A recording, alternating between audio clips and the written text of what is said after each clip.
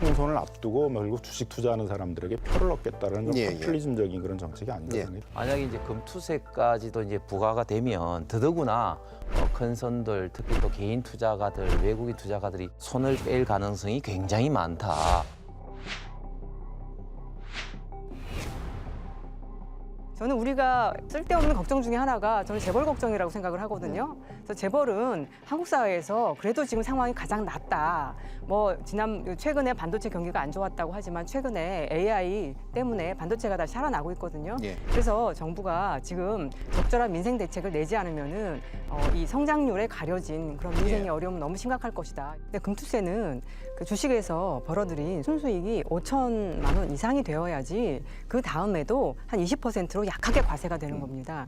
그래서 이 금투세를 부과한다고 해도 해당되는 사람들은 많으면 뭐 10만 명 정도, 그래서 전체의 1% 정도에 미치는 사람들에게 해당이 될 것이기 때문에 99%의 주식 투자자들은 아무런 영향이 없습니다. 이 금투세 도입은 정말 슈퍼개미죠. 그냥 개미 투자자가 아니라 슈퍼개미들을 위한 그런 핀셋형 그 감세거든요.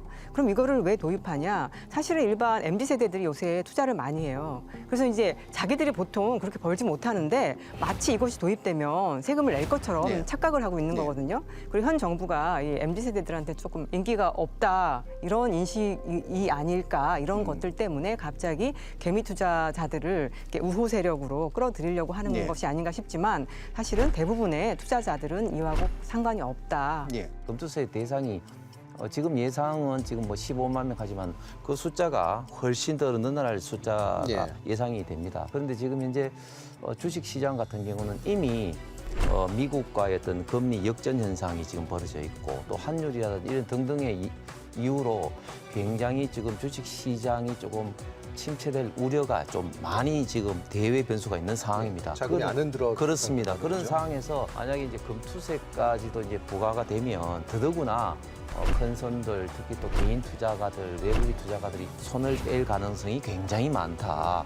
뭐 그런 등등의 그 우려가 있기 때문에 대통령께서도 지금 폐지 이야기를 하고 있고. 갑자기 윤석열 대통령이 느닷없이 이제 뭐 코리아 디스카운트를 얘기하면서 이것 때문에 이제 한국의 회사 가치가 굉장히 낮아진 것처럼 얘기하는데 코리아 디스카운트 그러니까 우리나라의 회사의 가치가 떨어지는 건 뭐 전형적으로 지배구조가 불투명하기 때문이거든요. 금투세 얘기나 훨씬 전부터 있던 거잖아요. 근데 갑자기 윤석열 대통령이 이제 이걸 뭐 코리아 디스카운트와 연결시켜가지고 마치 이제 굉장히 정당하지 않은 세금인 것처럼 했는데 그건 완전히 명분을 잘못 잡은 것이다 이렇게 보여지고요. 이게 작은 금액이 아니에요. 금융투자소득세가 이제 그 첫 해부터 하게 되면 한 1조 5천억 정도란 말이에요. 거기다가 이제 증권거래세를 계속 이제 낮춰 가야 되는데 그거는 또 이제 계속 냅두겠다고 그러잖아요. 폐지를 하고서도 또 상속세도 줄이겠다고 그러고 그러니까 이거 완전히 나라를 이제 거덜나겠다는 것처럼 얘기가 들리는 건데 이렇게 해가지고 이런 정책이 지속성이 있겠습니까? 그리고 또 계속 지금 민생은 어렵기 때문에 재정을 투자해야 된다는 건 점점 이제 윤석열 정부도 동의해가고 있어요. 재정 건전성은 또 주장을 하면서 이렇게 수십조 원의 감세를 실시하면 뭐 이 재정이 건전하게 될 수가 없고 다 거덜이 날 수밖에 없기 때문에 상당히 좀 파퓰림적인 정책이다. 충분히 고려를 하고 나온 좀 정책이보다는 좀 총선을 앞두고 결국 주식 투자하는 사람들에게 표를 얻겠다는 좀 포퓰리즘적인 그런 정책이 아닌가. 저는 코리아 디스카운트가 단순히 기업 지배구조 때문에 발생하는 현상이라는 의견에 동의하지 않습니다. 지금 금융투자소득세 폐지를 대통령이 천명을 했는데요. 금융투자소득세가 도입이 됐으면 코리아 디스카운트 현상이 심화됐을 거라는 주장에 저는 동의를 하고 있습니다. 저는 코리아 디스카운트의 그 가장 큰 원인 중에 하나는 우리나라 주식시장에 그 만연하고 있는 단기 투자 위주의 거래 관행이 주요한 원인이다라고 보고 있습니다.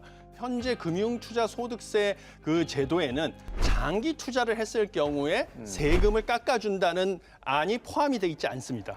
미국의 경우에는 주식을 1년 이상 보유했다가 매각을 할 경우에는 그 주식의 양도 차익에 붙는 세율을 갖다가 0에서 20% 가까이 안에서 이 세율을 정하게 돼 있습니다. 이런 식으로 세율을 깎아주니까 주식을 한번 사서 1년 이내에 조금 주가가 올랐다고 해서 바로 매각을 해서 이익을 실현하지 않고요. 1년 이상 보유했다가 팔게 되는 이런 장기 투자가 관행적으로 성립이 되고요. 그러면 기업의 입장에서도 투자자들이 오랫동안 주식을 보유하고 있으니까 당연히 투자자들 장기 투자 자금을 유치하기 위해서 배당을 높게 하는 고배당 성향을 하게 돼 있습니다. 이런 선순환 구조가 되는데 우리나라는 단기 투자 위주로 거래가 이루어지니까 기업의 입장에서도 배당을 많이 할 요인이 없는 것이죠. 네.